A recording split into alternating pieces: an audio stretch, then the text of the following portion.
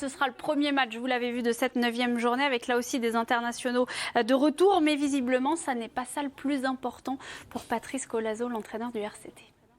Quel état vous allez récupérer vos internationaux et qui va être incorporé dans le groupe pour ce week-end? On commence d'entrer par ça. C'est toujours pareil, quand vous regardez à droite et à gauche que les fauteuils ils étaient vides en salle de réunion et que d'un coup il y a les internationaux qui s'assoient autour. Et voilà. Donc moi je crois à la concurrence, je crois à ça stimule. Et on l'a vu sur la qualité des entraînements depuis qu'on a repris. Donc ça c'est hyper positif. Après, le point négatif c'est que pour faire l'équipe c'est pire qu'un sudoku là. Ça devient déjà compliqué. Et encore il nous en manque quelques-uns.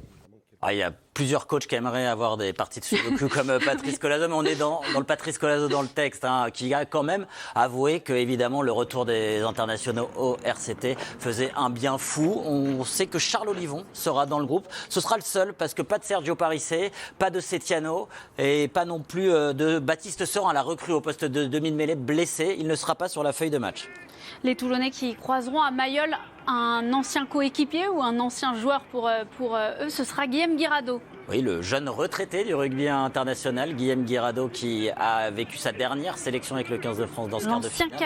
Ancien capitaine des Bleus et du RCT. Il a passé 5 saisons au RCT, Guillaume Guirado. Alors évidemment, tout le monde du côté de Mayol sera ravi de le retrouver, même si peut-être que Patrice Collazo lui réserve un accueil particulier.